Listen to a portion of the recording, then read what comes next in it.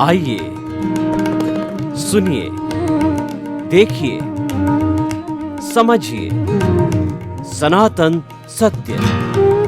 जैसी दृष्टि वैसी सृष्टि, दृष्टि विज्ञान। कुदरत, कुदरती रचना एवं कुदरत के कानून से शाश्वत सुख की प्राप्ति। जोधपुर के परम पूज्य महात्मा उपासक प्रोफेसर डॉक्टर सोहन राज तातेड़ के निर्देशन में सनातन सत्य। जैसी दृष्टि वैसी सृष्टि, दृष्टि विज्ञान।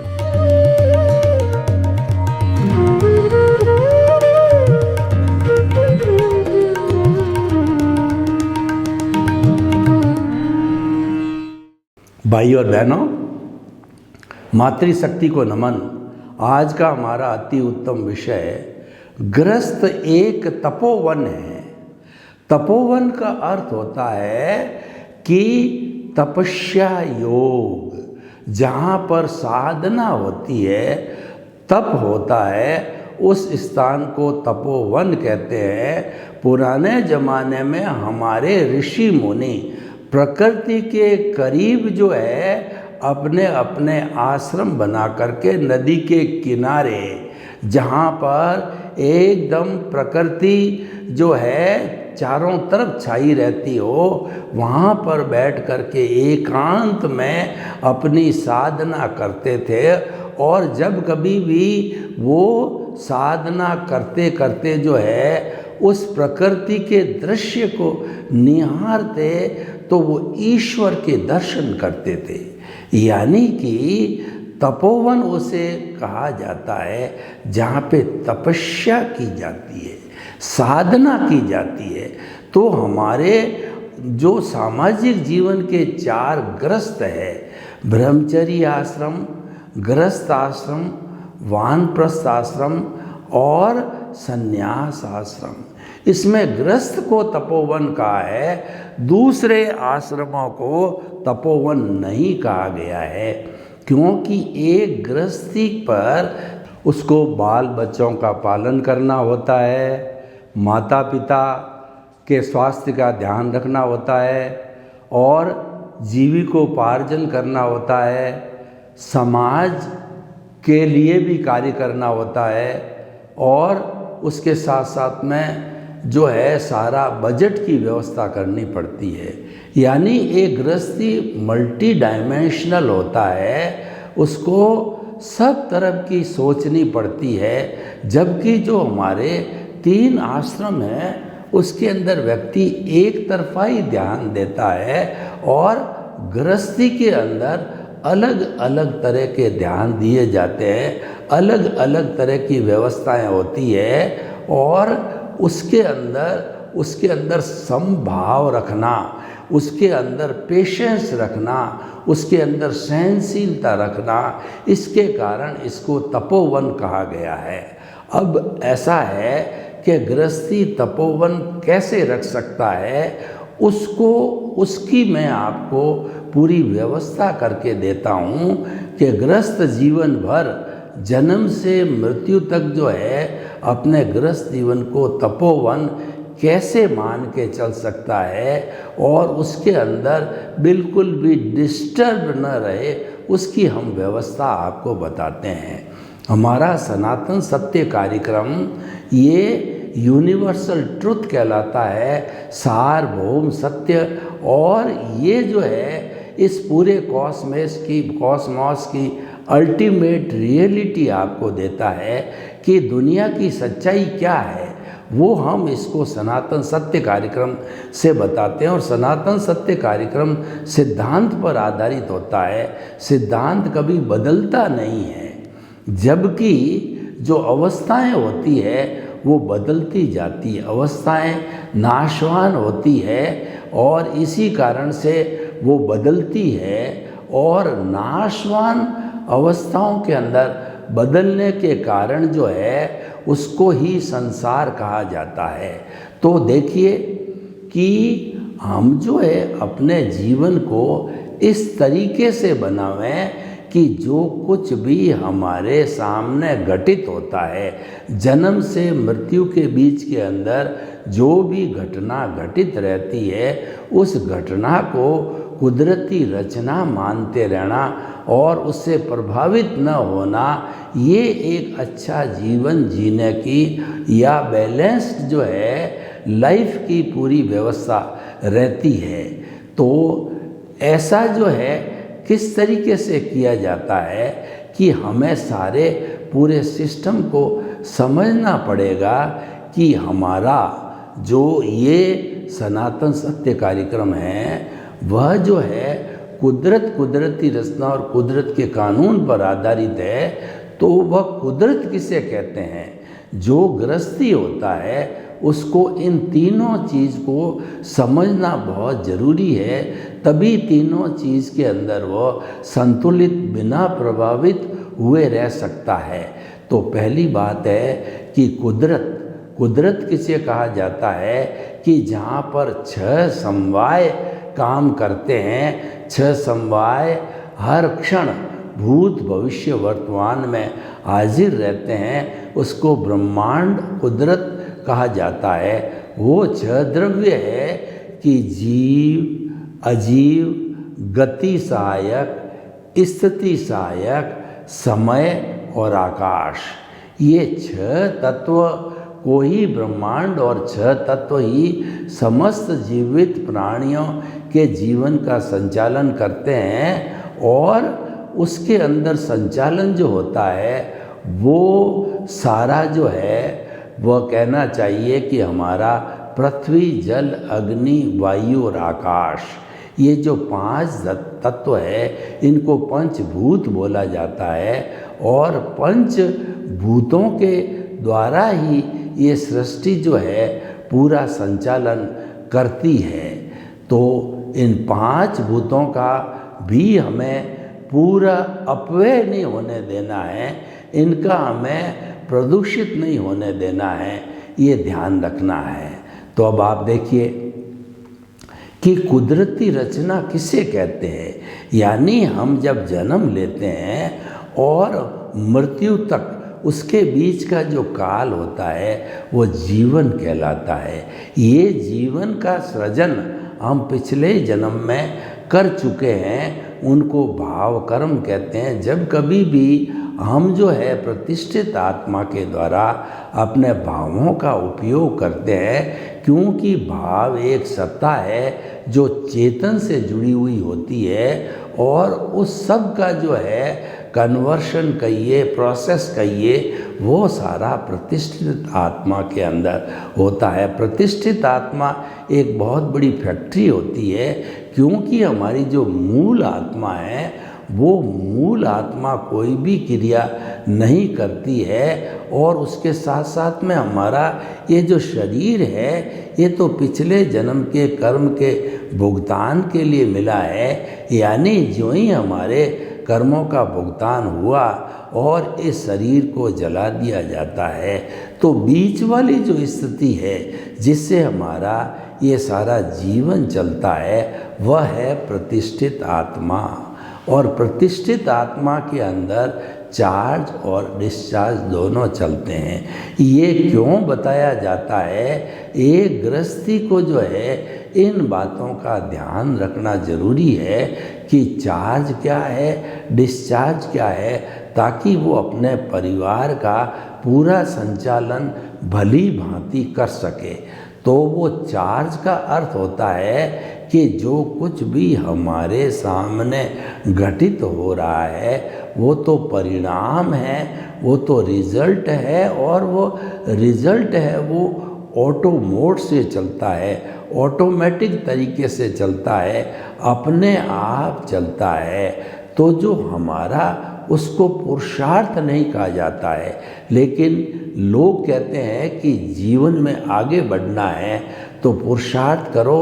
और आज पूरे विश्व के अंदर पुरुषार्थ का डंका बज रहा है कि अगर हम पुरुषार्थ नहीं करेंगे तो हम पीछे रह जाएंगे।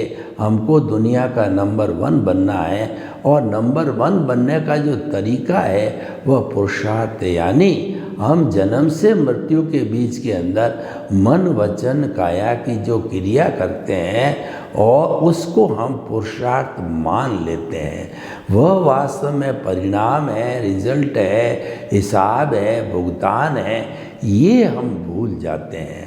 तो जब हम उसको परिणाम मान लेते हैं और हम जो है ये भूल कर बैठते हैं, कर्ता भाव की भूल हो जाती है हमारे द्वारा, यानी हम मैं और मेरा के दायरे में आ जाते हैं। मैं और मेरा का दायरा जब तक नहीं छूटता है, जब तक हम जो है वो निमित्त नहीं बन जाते हैं जीवन भर जन्म जन्मांतर के लिए, तब तक हमारा गृहस्थ जीवन अच्छा नहीं रह सकता है, क्योंकि हमारे में ये मिथ्या ज्ञान, मिथ्या दर्शन हो जाता है कि इस परिवार का पालन पोषण करने वाला मैं हूँ, इस परिवार के लिए मैंने इतना धन कमाया, इतना पैसा कमाया, इतना पद कमाया, इतना प्रतिष्ठा कमाई, यानी कि हम मैं मेरा से जुड़ने के कारण, अज्ञान से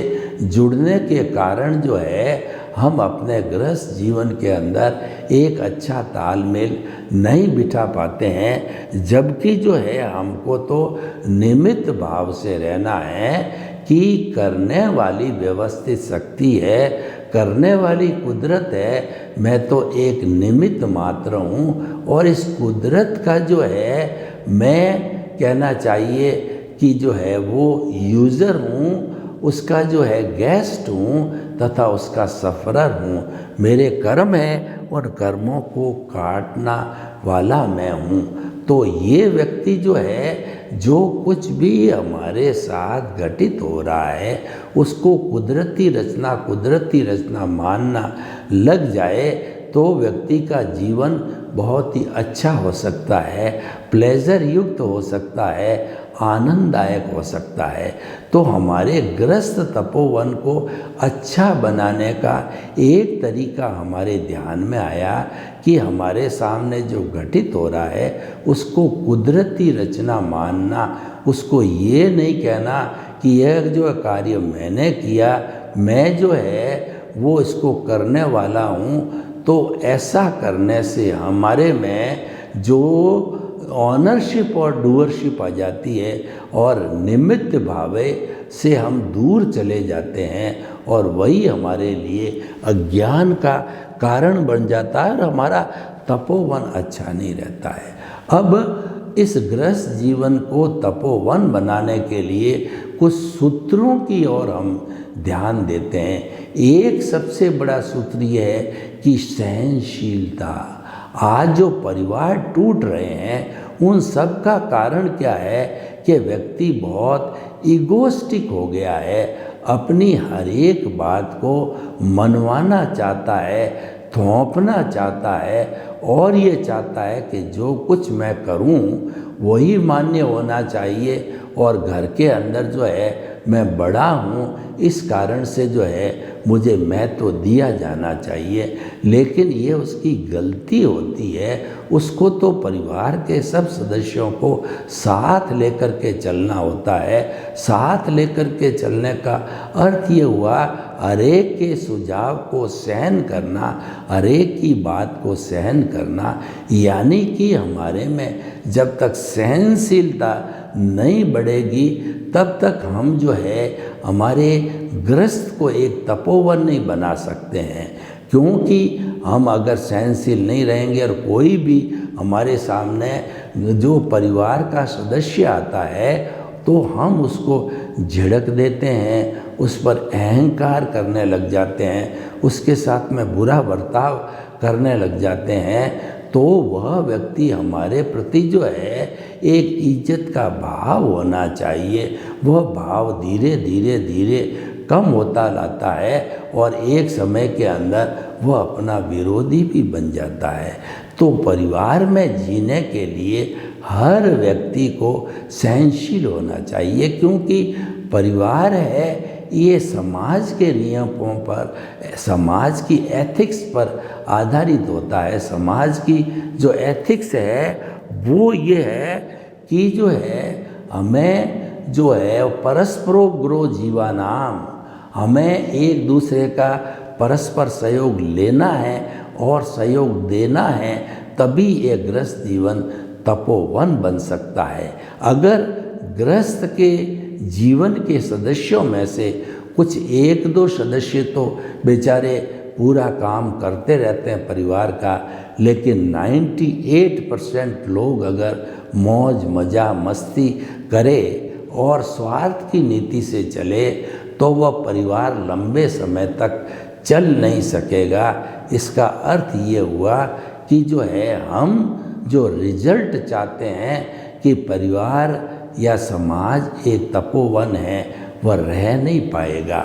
हमें तो जो है हर प्राणी को सहनशीलता का पाठ पढ़ाना है, क्योंकि मनुष्य एक प्राणी ऐसा प्राणी है जो कि इस तपोवन को अच्छी तरह से उपयोग के अंदर ला सकता है और उसके पास में सब चीज़ विकसित है, विकसित बुद्धि है और विकसित मन है, विकसित प्रज्ञा है और विकसित हमारा मस्तिष्क है, विकसित आत्मा है।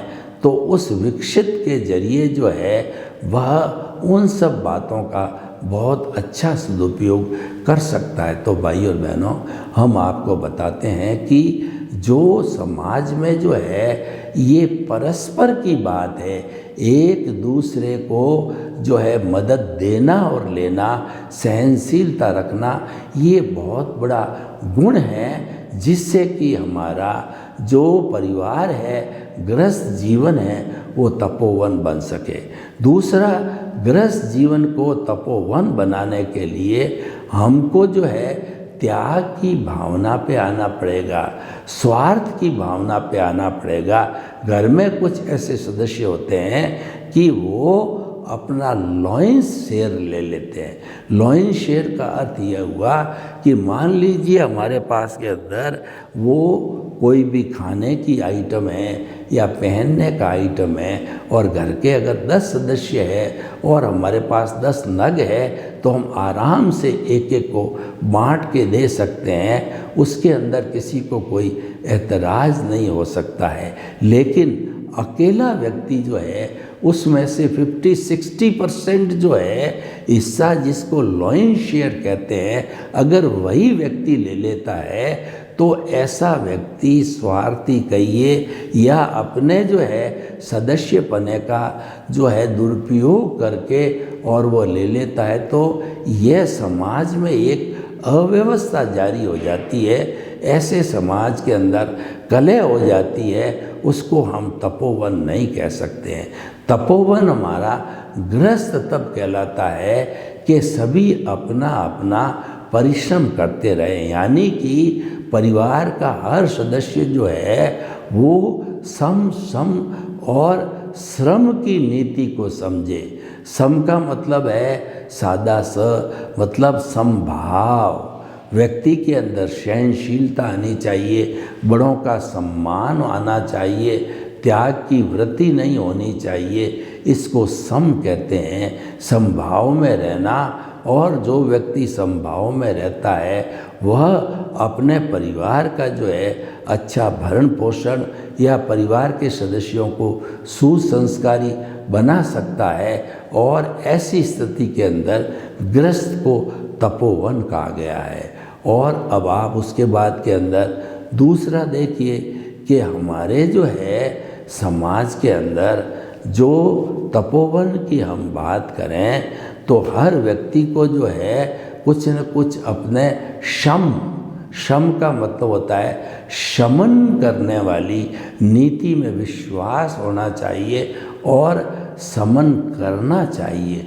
शम का अर्थ ये है कि जो हमारे छोड़ने की चीज़ें हैं, क्रोध है, अहंकार है, माया और लोभ है, इनका शमन करना चाहिए, इनको नियंत्रण के अंदर रखना चाहिए। ये हमारे पर हावी नहीं हो जावे, और जिस दिन ये हावी हो जाएंगे तो जो है हम एक अच्छे परिवार का निर्माण नहीं कर सकते हैं। तो हमारे जितने जो परिवार के सदस्य हैं उन सब को जो है ये शिक्षा दी जानी चाहिए कि सबको सबके साथ में एकता का व्यवहार करना चाहिए। तो बात है। दूसरी बात जो है, आप देखिए कि हमारा जो तपोवन जो है किस तरीके से कि हम लोगों को सम्मान देना समझें। इस परिवार के अंदर अलग अलग एज ग्रुप के लोग होते हैं, कई तो बहुत बड़े एजेड होते हैं, गार्जियन होते हैं, और कुछ उसके अंदर जो है वो हमारे जो है हिसाब से जो अच्छा उपयोग करने वाले होते हैं। तो एक अच्छा समाज बनाने के लिए जो है हमें सभी जो है वो श्रम की नीति को अपनाना चाहिए। श्रम का अर्थ हुआ कि हर व्यक्ति जो है अपने परिवार को अच्छा बनाने के लिए जो है परिवार का पोषण करे, परिवार में श्रम करे, सफाई की बात रखे, या जिसके हिस्से में जो जो काम आया हुआ है वह अपने हिस्से का काम जो है अवश्य करे। हर जो है समाज का व्यक्ति अगर अपने अपने हिस्से का अच्छा कार्य करने लग जाएगा तो बहुत बड़ा कार्य जो है वो अपने आप संपन्न होने लगता है।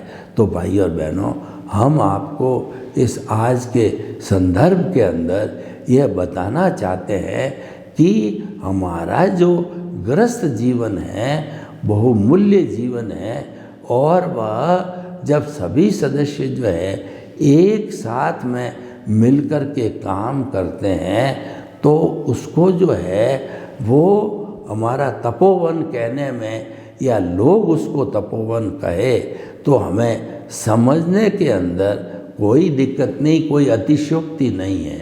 तो भाई और बहनों, ऐसे महत्वपूर्ण विषय को जो है हमें अपने लोगों के ध्यान में लाना चाहिए कि हम श्रम और श्रम की नीति का जो है उपयोग करें। इस नीति का उपयोग करने से हमारा जो है यह जीवन अपने आप श्रम और श्रम से ओतप्रोत होता जाएगा।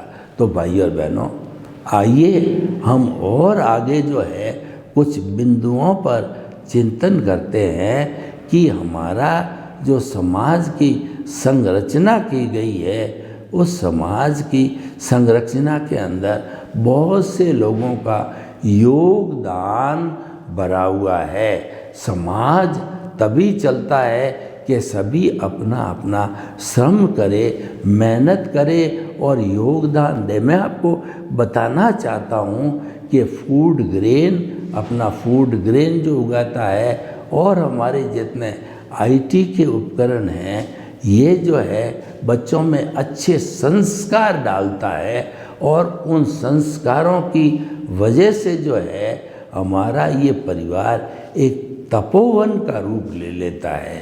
तो हमारा गृहस्थ जीवन है वो कई तरह से तपोवन हो जाता है। एक गृहस्थी को अपने जो है परिवार के साथ साथ में अपना गांव, अपना देश, अपना समाज के लिए भी कुछ न कुछ कंट्रीब्यूट करना होता है, क्योंकि समाज के अंदर लोग सभी एक नेचर के नहीं होते हैं। कुछ लोग बहुत ही धनाढ्य होते हैं और कुछ लोग जो है बहुत ज़्यादा कमज़ोर होते हैं। तो हमारे लोगों के कमज़ोर होने या जो है बड़े बनने के अंदर हमारी कोई भी गुण जो है हमने इसके अंदर नहीं देखे हैं। तो हम आपको ये बताना चाहते हैं कि गृहस्थ तपोवन जो है व्यक्ति को इसके अंदर संयमित होना पड़ता है, साधना करनी पड़ती है, तभी ये तपोवन बनता है। और कितने कितने ज़र्क इसके अंदर आते हैं, शौक़ कितने आते हैं, उन सब को एब्जॉर्व करने से हमारा ये जीवन है वो तपोवन बनता है। सर्वे भवन्तु सुखिनः, सर्वे सन्तु निरामया। लोग के जीवों को सुख मिले, शांति मिले, आनंद मिले, प्रेम मिले, सौहार्द मिले, और हम सभी मिलकर के अपने गृहस्थ जीवन को तपोवन बनावें, साथ साथ में शाश्वत सुख की नींव लगावें। आपके प्रति मंगल भावना।